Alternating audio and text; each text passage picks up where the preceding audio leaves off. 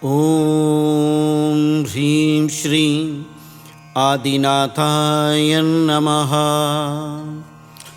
ॐ नमः सिद्धेभ्यः।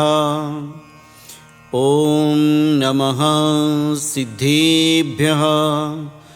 ॐ नमः सिद्धेभ्यः। श्रोते हो, जय जिनेंद्र।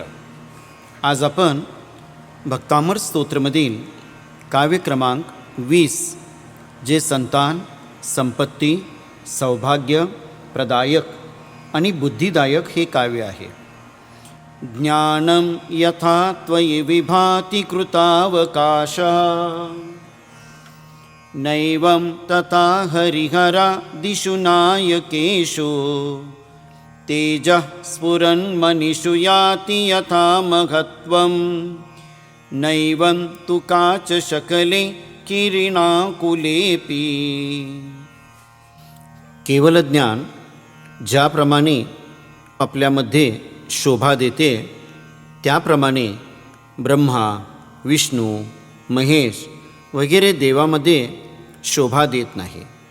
कारण की तेजाची शोभा मोठ्या मण्यामध्येच असते, काचेच्या तुकड्यामध्ये असणार नाही। ज्याप्रमाणे चमकणाऱ्या रत्नांमध्ये तेजाची शोभा देते पण काचेच्या तुकड्यामध्ये देत नाही, त्याप्रमाणे केवल ज्ञान आपल्यामध्ये शोभा देते, ब्रह्मा, विष्णू, महेश वगैरेमध्ये शोभा देत नाही। असे आपले परम तेज आहे, असे आपले परम ज्ञान आहे। काव्यासाठी वृद्धी आणि मंत्र। ओम ह्रीं अर्हं नमो चारणाणं ज्रौं ज्रौं नमः स्वाहा। ओम स्रां श्रीं श्रूं स्रः शत्रुभयनिवारणाय ठः ठः नमः स्वाहा। ओम नमो भगवते पुत्रार्थ सौख्यं कुरु कुरु स्वाहा। ह्रीं नमः। यंत्रविधी। रात्रीच्या 4थ्या प्रहरामध्ये पवित्र होऊन लाल वस्त्र धारण करून यंत्र स्थापन करावे। यानंतर पूर्व किंवा उत्तर दिशामध्ये आपण उभे राहून सुगंधित धूप आणखीन दीपक लावून लाल माळांनी 42 दिवसपर्यंत रोज 108 वेळा 20 नंबरचं काव्य, वृद्धी, जाप, मंत्र यांचे स्मरण केल्यास याची सिद्धी होते।